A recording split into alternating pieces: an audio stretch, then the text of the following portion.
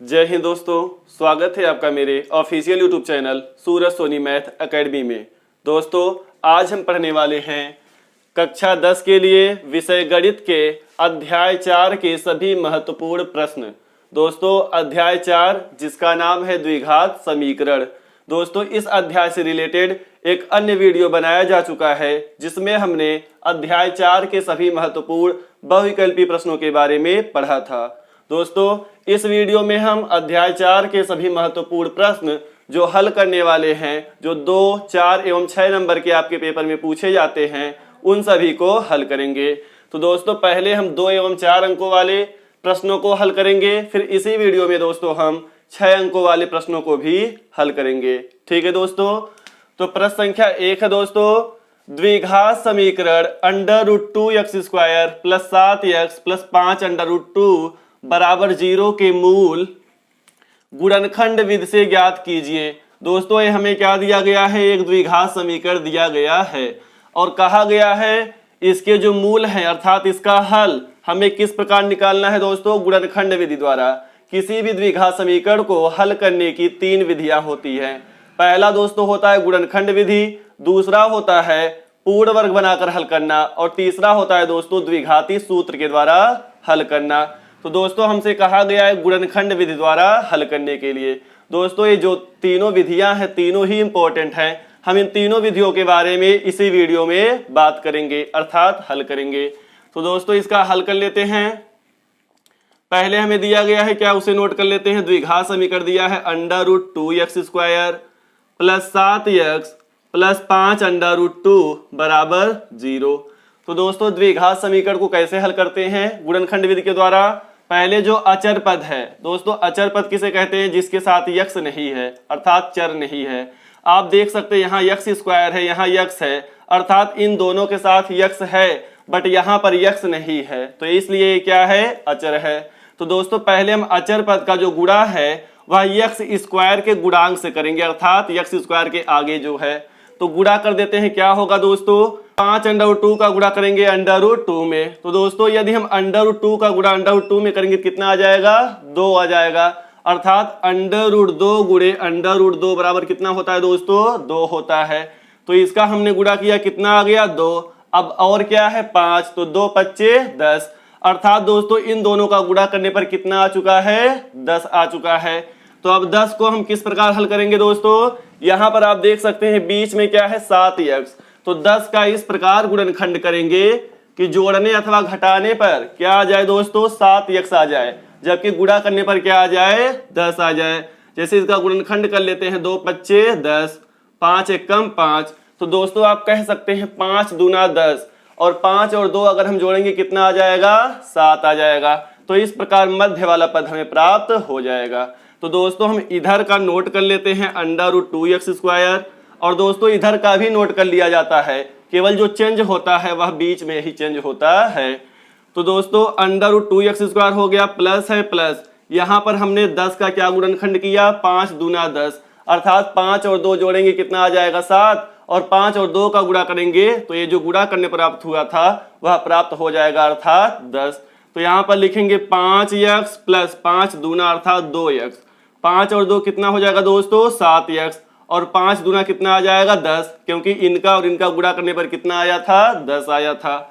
अब इसे नोट कर लेंगे दोस्तों, प्लस 5√2 बराबर 0, तो बराबर 0। अब दोस्तों 4 पद प्राप्त हो गया है तो 2-2 का पेयर बना लेंगे। ठीक है दोस्तों, अब देखिए दोस्तों इन दोनों में कॉमन क्या है, ए हमें ढूंढना है। तो आप देख सकते हैं यहाँ √2x² है जबकि यहाँ प्लस 5x है, तो √2 और 5 में तो कोई कॉमन है नहीं, बट यहाँ पर x है और यहाँ पर x² है, तो इसमें x कॉमन है अर्थात x दोनों में है। तो x कॉमन ले लेंगे, क्या बचेगा दोस्तों, यहाँ √2 और x² है, एक x हमने कॉमन ले लिया तो एक x बच जाएगा। प्लस है प्लस, x को हमने कॉमन ले लिया तो क्या बचा दोस्तों, 5, तो हो जाएगा 5। प्लस है प्लस, अब दोस्तों इन दोनों में क्या कॉमन है, तो आप देख सकते हैं यहाँ 2 है जबकि यहाँ √2 है। दोस्तों 2 के अंदर √2 गुणे √2 दोनों होता है अर्थात अगर हम √2 गुणे √2 करते हैं तो हमें क्या प्राप्त होता है, 2। अर्थात 2 के स्थान पे हम लिख सकते हैं √2 गुणे √2। तो इस प्रकार इस 2 के अंदर क्या है दोस्तों, √2 गुणे √2 अर्थात 2 √2 है। और यहाँ पर क्या है √2 अर्थात √2 कॉमन ले लेंगे। तो यहाँ पर दोस्तों जो एक √2 बच गया वो तो बचा रहेगा अर्थात √2 नोट कर लेंगे। यहाँ x है तो यहाँ पर हो जाएगा x प्लस यहाँ पर दोस्तों √2 हमने कॉमन ले लिया तो क्या बचा केवल 5 तो हो जाएगा +5 बराबर 0 तो बराबर 0। ठीक है दोस्तों। अब दोस्तों आप देख सकते हैं यहाँ √2x + 5 है और यहाँ पर भी √2x + 5 है। तो ये दोनों सेम है अर्थात ये दोनों अब कॉमन है। तो इनका हम लिख लेते हैं एक बार। तो √2x + 5 हमने ये नोट कर लिया दोनों में से। अब दोस्तों यहाँ क्या बचा, x बच गया जबकि प्लस यहाँ पर बच गया है √2 और बराबर 0 है तो बराबर 0। तो दोस्तों इस प्रकार गुणनखंड हो गया। बट हमें क्या करना है, इसका मूल ज्ञात करना है अर्थात हल, अर्थात x का मान हमें निकालना है। तो दोस्तों हम इन्हें बारी बारी से 0 के बराबर करके x का मान निकाल लेंगे। तो यहां निकाल लेते हैं दोस्तों।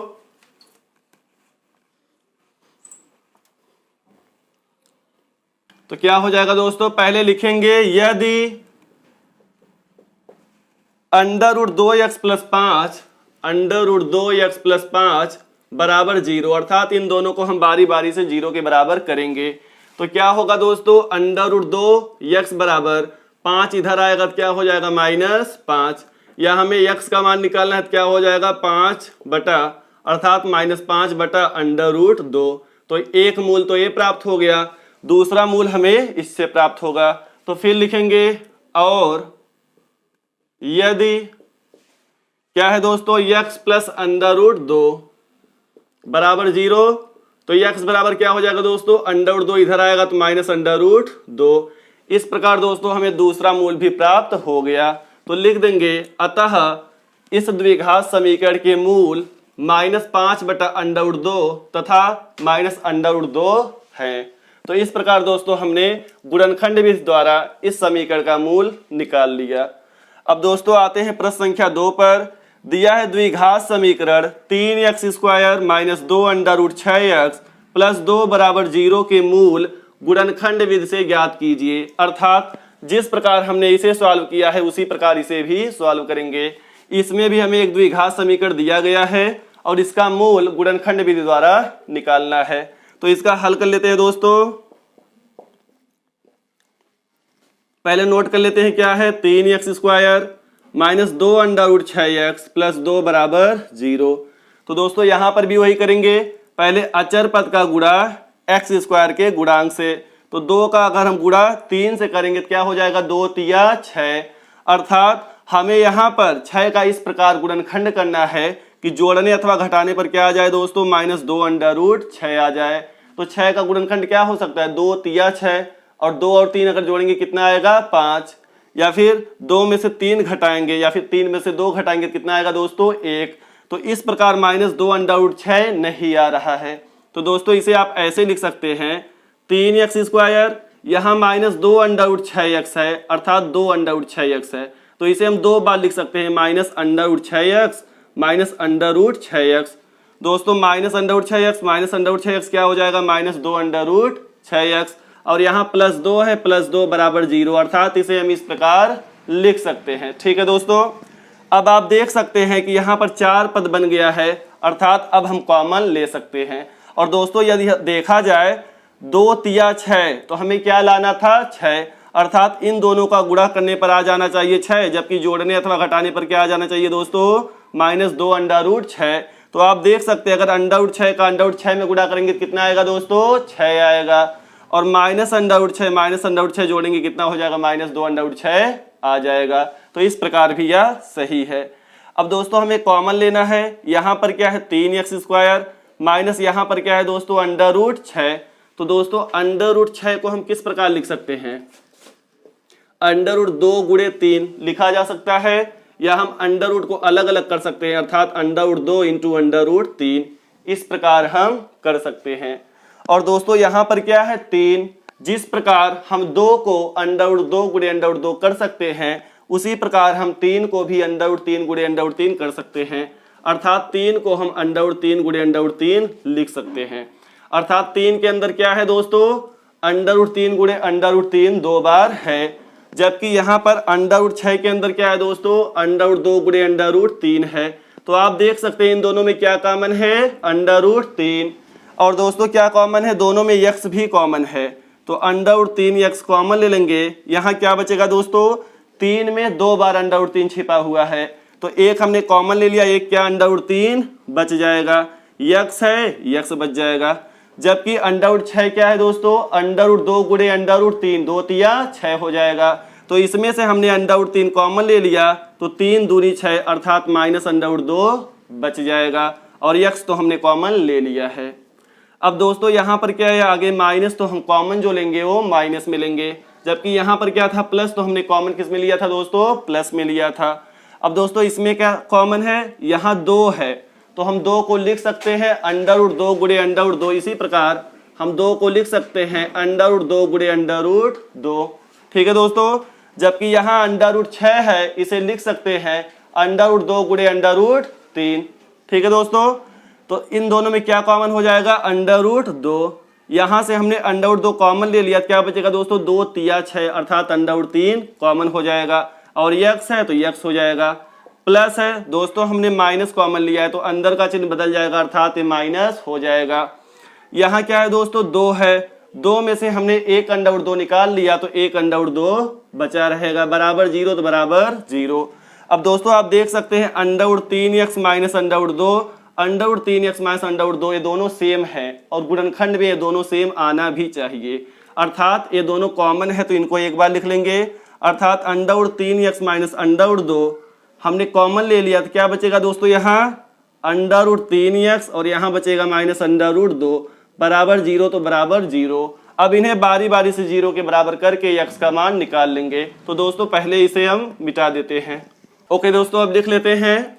तो लिखेंगे यदि क्या है दोस्तों, √3x माइनस √2, √3x माइनस √2 बराबर 0, तो क्या हो जाएगा दोस्तों, √3x बराबर माइनस √2 इधर आएगा, तो क्या हो जाएगा, प्लस √2। हमें x का मान चाहिए, अर्थात x बराबर हो जाएगा √2 बटा, ये नीचे चलाएगा दोस्तों √3। यहाँ अंडर अलग अलग है, इसे एक साथ लिख सकते हैं √2 बटा 3। ठीक है दोस्तों। फिर लिखेंगे और यदि, इस प्रकार पहला मूल प्राप्त हो गया, अतः हम कह सकते हैं x बराबर क्या गया दोस्तों, √2 बटा 3। तो ये हो गया है पहला मूल। फिर लिखेंगे और यदि क्या है दोस्तों, अब √3x माइनस √2 बराबर 0, तो क्या हो जाएगा, √3x बराबर √2, या x बराबर हो जाएगा √2 बटा √3। या दोस्तों हम कह सकते हैं x बराबर आ जाएगा, यहाँ पर अंडर को एक साथ लिख लेंगे, अर्थात 2 बटा 3। तो दोस्तों यहाँ पर दोनों मूल बराबर आ चुके हैं। पहला मूल भी √2 बटा 3 है और दूसरा मूल भी √2 बटा 3 है। दोस्तों आप यहाँ देख सकते हैं √3x माइनस 2, √3x माइनस 2, अर्थात ये दोनों सेम थे, तो इनका मूल भी क्या प्राप्त होगा, सेम प्राप्त होगा। तो दोस्तों इस प्रकार हमने दो द्विघात समीकरण को गुणनखंड विधि के द्वारा हल किया। इसके बाद दोस्तों हम पूर्ण वर्ग बनाने की विधि द्वारा हल करेंगे और फिर द्विघाती सूत्र के द्वारा हल करेंगे और फिर 6 नंबर वाले क्वेश्चन को भी हल करेंगे। तो दोस्तों आशा करते हैं प्रश्न आपको समझ में आया होगा। आप इसे पॉज करके नोट कर सकते हैं या इसका स्क्रीनशॉट ले सकते हैं। ओके दोस्तों, प्रश्न संख्या 3 है दोस्तों, यदि द्विघात समीकरण 2x² माइनस 7x प्लस 3 बराबर 0 के मूलों का अस्तित्व हो तो इसे पूर्ण वर्ग बनाने की विधि द्वारा हल कीजिए। दोस्तों पहले हमें चेक करना है कि इसके मूलों का अस्तित्व है या नहीं, और यदि मूलों का अस्तित्व है तो उसे पूर्ण वर्ग बनाने की विधि द्वारा हल करना है। ठीक है दोस्तों, तो इसका हल कर लेते हैं। पहले दोस्तों जो हमें समीकरण दिया गया है द्विघात उसे नोट कर लेते हैं। 2x² माइनस 7x प्लस 3 बराबर 0। दोस्तों हमें पहले मूलों की प्रकृति बताना है, अर्थात मूलों का अस्तित्व है या नहीं। तो यदि हमें मूलों का अस्तित्व बताना हो तो हम विविक्तर का प्रयोग करते हैं। दोस्तों इसे आप याद कर लीजिएगा, ये डायरेक्ट आपसे पूछ सकता है विविक्तर क्या है। ठीक है, आपको समीकरण दे देगा और पूछ लेगा इसका विविक्तर ज्ञात कीजिए। विविक्तर डी बराबर होता है बी स्क्वायर माइनस 4ac। ठीक है दोस्तों।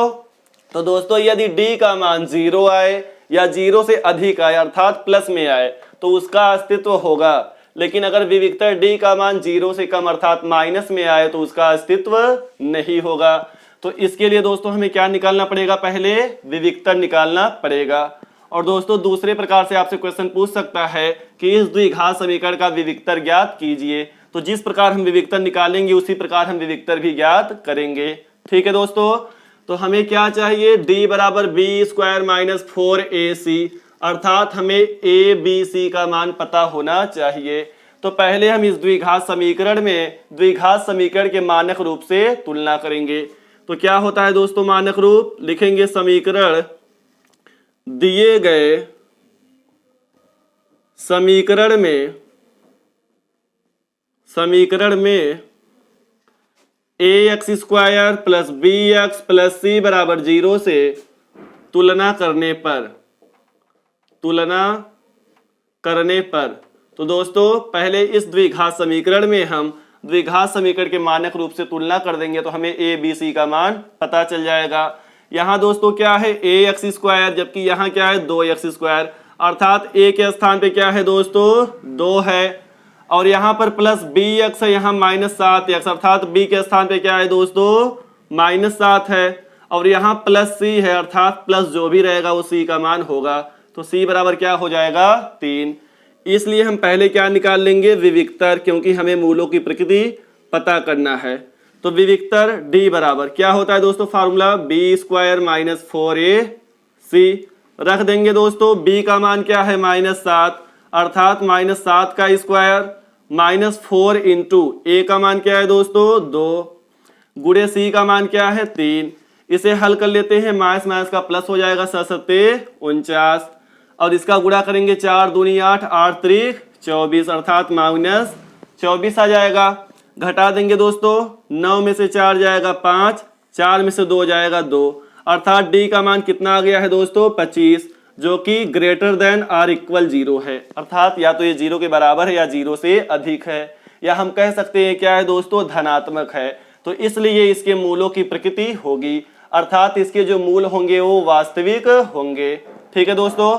लेकिन अगर माइनस में आ जाता तो इसके मूलों का अस्तित्व नहीं होता। तो दोस्तों हमने पता कर लिया इसके मूलों का अस्तित्व है, लिख सकते हैं अतः दिए गए द्विघात समीकरण के मूलों का अस्तित्व है। दोस्तों इस प्रकार के प्रश्न आपके पेपर में 4 अंक के पूछे जाते हैं, तो आप इसे ध्यानपूर्वक देखिएगा। तो दोस्तों हमने बता दिया कि इसके मूलों का अस्तित्व है। अब हम इसे पूर्ण वर्ग बनाने की विधि द्वारा हल करेंगे। ठीक है दोस्तों। तो दोस्तों पहले आप इसे नोट कर लीजिए, फिर हम इसे पूर्ण वर्ग बनाने की विधि द्वारा हल करते हैं। ओके दोस्तों, अब इसे हल कर लेते हैं। तो दोस्तों हम समीकरण लिख लेंगे, क्या है 2x square minus 7x plus 3 बराबर 0। दोस्तों पूर्ण वर्ग बनाने के लिए हम 2 फार्मूलों का प्रयोग करेंगे। एक तो होता है a प्लस बी का होल स्क्वायर बराबर a square plus B square minus 2ab। दोस्तों कहा गया पूर्ण वर्ग, वर्ग का मतलब क्या होता है स्क्वायर अर्थात यहाँ हम स्क्वायर वाला फार्मूला लगाएंगे। एक क्या होता है दोस्तों a माइनस बी का होल स्क्वायर बराबर a square plus B square. दोस्तों यहाँ प्लस 2ab होता है, ठीक है, यहाँ पर होता है माइनस 2ab अर्थात माइनस वाले में 2ab माइनस रहेगा, प्लस वाले में 2ab प्लस रहेगा अर्थात प्लस वाले में सब प्लस रहेगा। ठीक है दोस्तों। तो दोस्तों सबसे पहले इसे हल करने का जो सरल तरीका है, जो x स्क्वायर के आगे हो आप उससे सब में भाग दे दीजिए। ठीक है दोस्तों।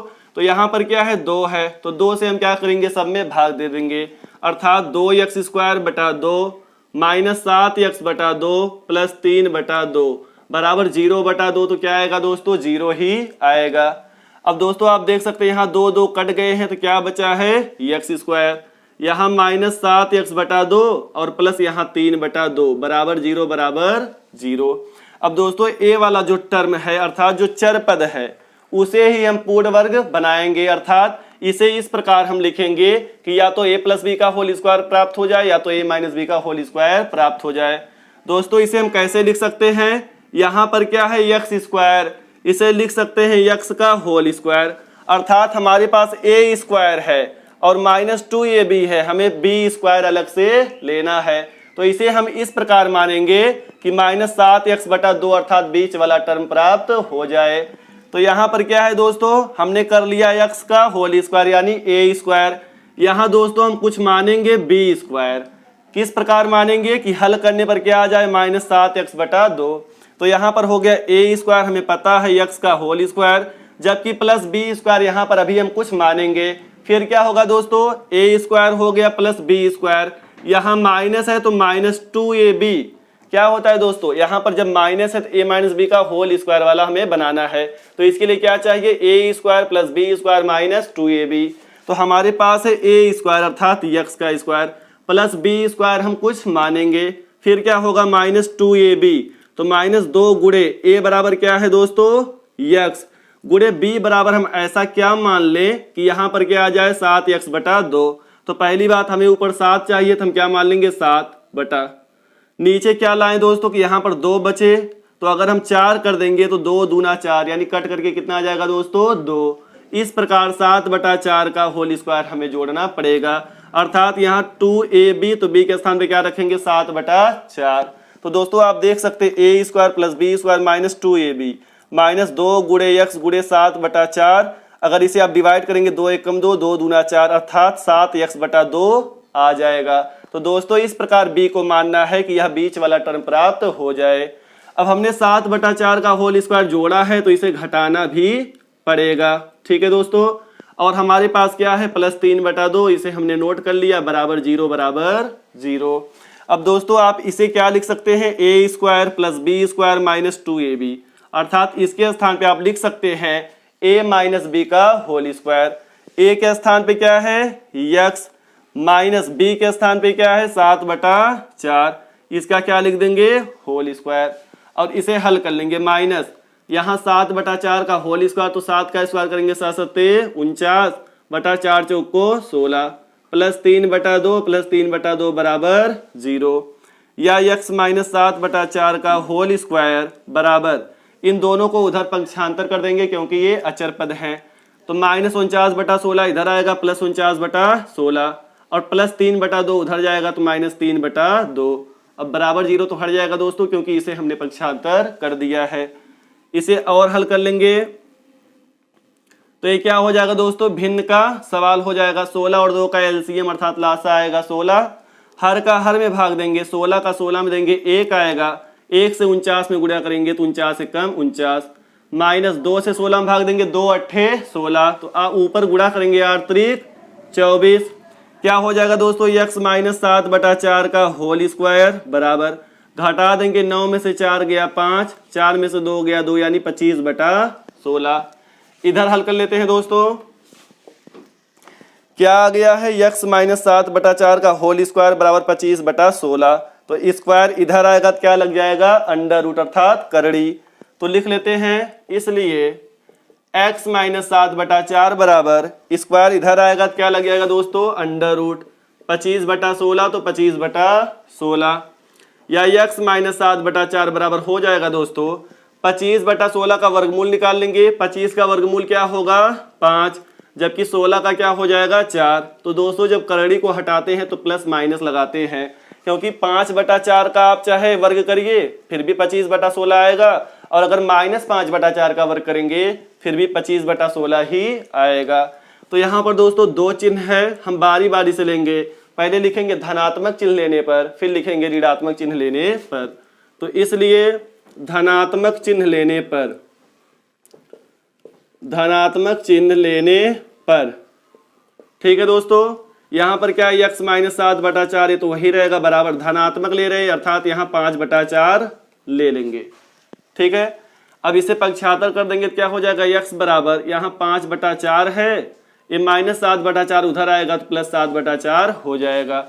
4 4 का एलसीएम 4 आएगा, एलसीएम सेम है तो ऊपर वाले जुड़ जाएंगे अर्थात 5 + 7, 7 5 12/4, 4 एकम 4 4 3 12, इसलिए x बराबर क्या आ गया दोस्तों 3, अर्थात पहला मूल आ गया है 3।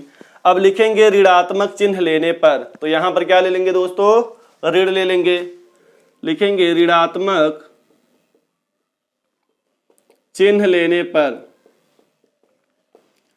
ले लेते हैं क्या है x माइनस 7/4, ये तो वही रहेगा बराबर, यहां -5/4 ले लेंगे। फिर वही करेंगे दोस्तों, इसे पक्षांतर कर देंगे तो क्या हो जाएगा दोस्तों, इसे मिटा करके यहां लिख लेते हैं, क्या है x माइनस 7/4 है, इसको उधर भेजेंगे तो x बराबर इधर क्या है -5/4 और ये -7/4 उधर जाएगा तो हो जाएगा +7/4। दोस्तों एलसीएम सेम है तो ऊपर वाले को हम नोट कर लेते हैं, अर्थात -5 + 7। तो आप देख सकते हैं 7 में से 5 को घटाएंगे कितना बचेगा 2/4, तो बटा 4, 2 1 कम 2, 2 दूना 4, तो कितना आ गया दोस्तों 1/2, तो x बराबर आ गया 1/2। इस प्रकार दोस्तों इसके मूल क्या क्या आ गए हैं 3 तथा 1/2। तो दोस्तों इस प्रकार अगर आपके पेपर में द्विघात समीकरण को पूर्ण वर्ग बनाने की विधि द्वारा हल करने के लिए कहे तो आप इसी प्रकार हल करेंगे। दोस्तों आप इसे 2-3 बार जरूर रिवीजन कर लीजिएगा, क्योंकि इस प्रकार के प्रश्न 4 नंबर के पूछे जाते हैं। तो दोस्तों आशा करते ये प्रश्न आपको समझ में आया होगा। आप इसे पॉज करके नोट कर सकते हैं या इसका स्क्रीनशॉट ले सकते हैं। इसके बाद दोस्तों हम 6 नंबर वाले प्रश्नों को पढ़ते हैं। ओके दोस्तों, आते हैं अगले प्रश्न पे, which is very very important for your exam point of view. तो क्वेश्चन नंबर 4 है दोस्तों, निम्नलिखित के मूल ज्ञात कीजिए। हमें यह समीकरण दिया गया है, इसका हमें मूल ज्ञात करना है। दोस्तों तो इसका मूल हम किस प्रकार ज्ञात करेंगे, इसे हम लगाते हुए समझेंगे। और दोस्तों जो एक विधि और बची है द्विघात समीकरण को हल करने की, जिसे हम कहते हैं द्विघाती सूत्र द्वारा हल करना, तो इसी समीकरण को हम द्विघाती सूत्र के द्वारा हल करेंगे। अर्थात पहले हम इसे द्विघात समीकरण के रूप में बनाएंगे, फिर इसे हम द्विघाती सूत्र के द्वारा हल करेंगे। तो दोस्तों इसका हल कर लेते हैं। यहां पर दोस्तों आपको दिया गया है 1/x + 4 - 1/x - 7 बराबर 11/30। और दोस्तों यहाँ कहा गया है x does not equal to, अर्थात x बराबर नहीं आना चाहिए क्या दोस्तों -4 और 7, क्योंकि -4 आ जाएगा तो इसका हर क्या हो जाएगा 0, या फिर यहाँ 7 आ जाएगा तो फिर भी क्या हो जाएगा हर 0, अर्थात ये दोनों वैल्यू नहीं आनी चाहिए। बस इसका यही मतलब है। तो इसे हल कर लेंगे दोस्तों जिस प्रकार हम भिन्न के सवाल को हल करते हैं उसी प्रकार इसे भी हल करेंगे, ठीक है। तो सबसे पहले दोस्तों हम क्या करते हैं एलसीएम लेते हैं। तो यहाँ पर क्या है x + 4 और यहाँ पर क्या है x - 7, तो इनका एलसीएम यही आएगा, अर्थात x + 4 x + 4 से ही कटेगा और x - 7 x - 7 से ही कटेगा। या दोस्तों आप ऐसे कर सकते हैं, नीचे का नीचे हमने गुणा कर दिया। अब दोस्तों क्या करेंगे, हर का हर में भाग देंगे तो x + 4 कट जाएगा, क्या बचेगा x - 7। इसका 1 में गुणा करेंगे तो x - 7 ही आएगा। यहाँ पर क्या है दोस्तों माइनस, तो माइनस x - 7 का भाग देंगे तो x - 7 कट जाएगा, क्या बचेगा x + 4। x + 4 का 1 में गुणा करेंगे तो क्या बचेगा दोस्तों x + 4 बराबर 11/30 बराबर 11/30। या दोस्तों आप ऐसे कह सकते हैं, पहले हमने नीचे का नीचे गुणा कर दिया, फिर इसका तिर्यक गुणा कर दिया, अर्थात x - 7 का 1 में किया तो x - 7 माइनस है माइनस, x + 4 का 1 में किया तो x + 4 बराबर 11/30, तो बराबर 11/30 को हमने नोट कर लिया। अब दोस्तों इसे हल कर लेते हैं। यहाँ गुणा कर देंगे, प्रथम पद का प्रथम में करेंगे तो x का x में करेंगे क्या हो जाएगा x स्क्वायर, x का -7 में करेंगे -7x, फिर प्लस है 4 का x में करेंगे तो +4x, और 4 का -7 में करेंगे तो 4 × 28। ऊपर क्या है दोस्तों x - 7, यहाँ माइनस से अंदर का चिन्ह बदल जाएगा, अर्थात -x हो जाएगा और -4 बराबर 11/30, तो बराबर 11/30। अब दोस्तों आप देख सकते हैं -x + x कट जाएंगे और -7 -4 जुड़ जाएंगे तो -7 -4 कितना हो जाएगा दोस्तों -11 बटा क्या है x स्क्वायर, और क्या है -7 + 4x, तो -7 में से +4 घटाएंगे क्या बचेगा दोस्तों -3x, अर्थात -3x -28 बराबर क्या है 11/30, तो 11/30। दोस्तों बराबर में अगर सेम सेम है तो कट जाते हैं, अर्थात 11 एक कम 11, 11 एक कम 11, ये दोनों कट जाएंगे। क्या बचा दोस्तों यहाँ -1 बटा एक्स स्क्वायर -3x -28 बराबर यहाँ 1 बटा 30 बच गया। अब बराबर में क्या होता है दोस्तों, तिर्यक गुणा होता है, अर्थात इनका तिर्यक गुणा हो जाएगा। तो अगर इसका हम 1 में करेंगे तो यही आएगा। इधर हल कर लेते हैं दोस्तों, इसका 1 में करेंगे तो यही आएगा, अर्थात एक्स स्क्वायर -3x -28 बराबर 30 का -1 में करेंगे तो क्या हो जाएगा -30, या एक्स स्क्वायर -3x -28 इसको इधर ले आएंगे दोस्तों तो हो जाएगा +30, और यहाँ पर क्या बचेगा बराबर 0। क्या हो जाएगा एक्स स्क्वायर -3x +30 में से -28 जाएगा, कितना बचेगा दोस्तों +2 बराबर 0। दोस्तों इस प्रकार यह क्या बन गया है, एक द्विघात समीकरण बन गया है। तो इसे हम हल कर सकते हैं। द्विघात समीकरण को हल करने की 3 विधियां हैं।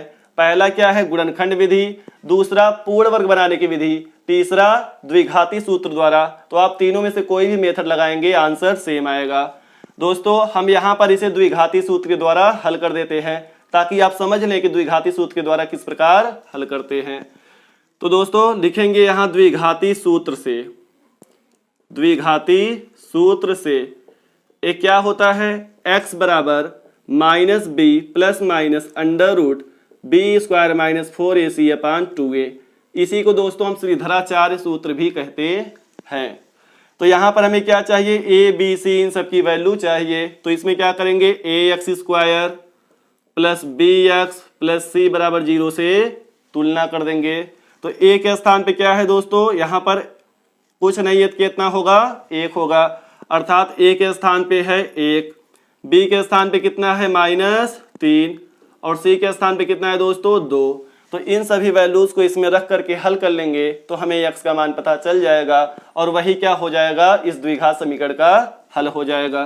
तो इसलिए x बराबर माइनस है माइनस, b का मान क्या है दोस्तों -3 अर्थात -3, ये माइनस तो फार्मूले का है, प्लस माइनस √b का मान क्या है दोस्तों -3, तो b² अर्थात -3 का स्क्वायर, -4 इंटू a का मान क्या है दोस्तों 1 गुणे c का मान क्या है 2 बटा 2a अर्थात 2 गुणे a का मान कितना है 1। अब इसे हल कर लेते हैं तो माइनस माइनस का क्या हो जाएगा प्लस, अर्थात यहाँ पर हो जाएगा 3 प्लस माइनस √ माइनस माइनस का प्लस और 3 का स्क्वायर, 3 त्रिका 9, यहाँ गुणा कर देंगे 4 एकम 4 और 4 दूनी 8 अर्थात -8 बटा 2 एकम 2। अब इसे हल कर लेते हैं, क्या हो जाएगा 3 प्लस माइनस 9 में से 8 जाएगा तो √1 और बटा 2 तो बटा 2। तो √1 का वर्गमूल क्या होगा दोस्तों 1 ही होगा। थोड़ा सा बचा है यहाँ कर लेते हैं, तो x बराबर क्या हो जाएगा, ये सब किसका मान है दोस्तों x का मान, 3 प्लस माइनस √1 का मतलब क्या है 1 बटा 2 तो बटा 2।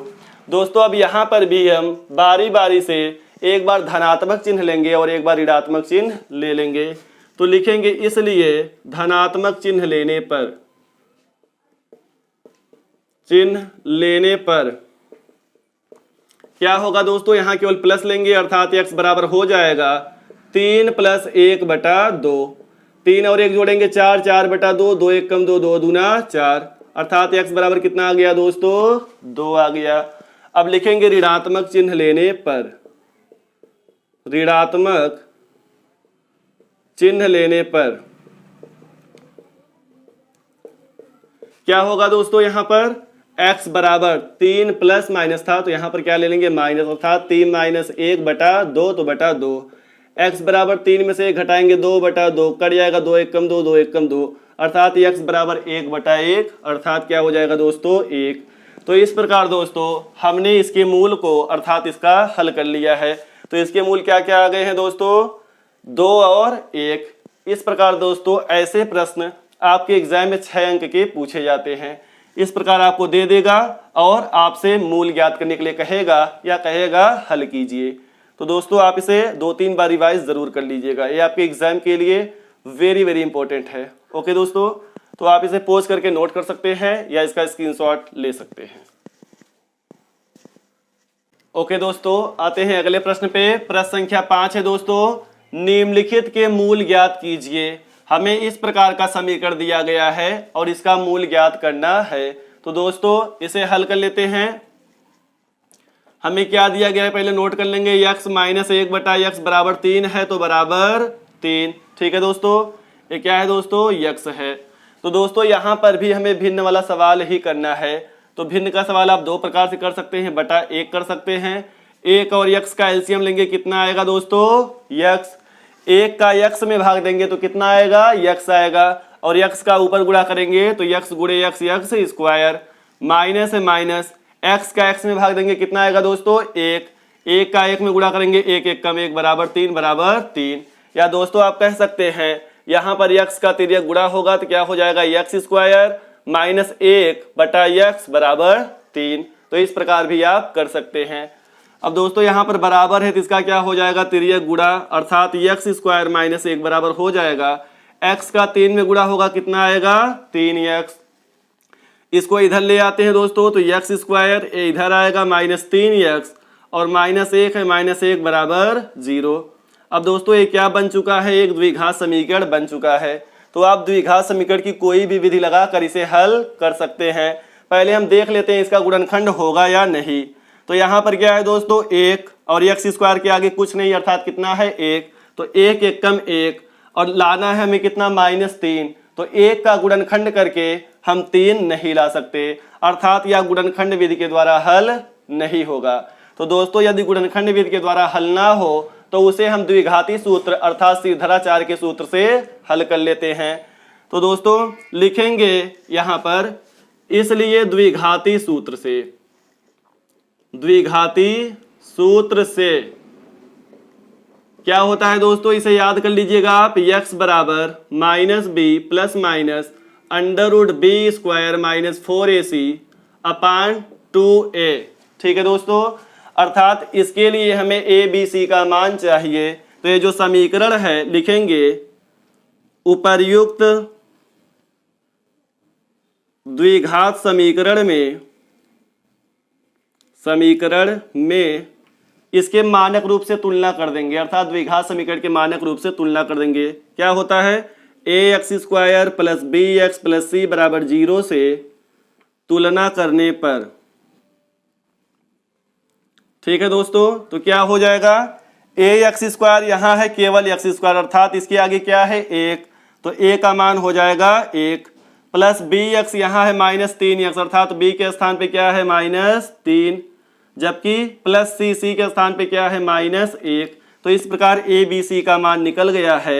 हम इन वैल्यूज को अर्थात इन मानों को इसमें रख देते हैं।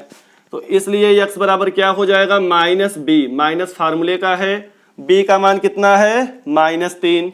तो रख देते हैं minus 3 plus minus under root B square, b का मान कितना है, माइनस 3, तो इसका स्क्वायर माइनस 4 इंटू a का मान क्या है, 1 और c का मान है माइनस 1, अर्थात गुणे 1 गुणे माइनस 1 बटा 2a, अर्थात 2 गुणे a का मान कितना है, 1 है, तो a का मान हमने रख दिया 1।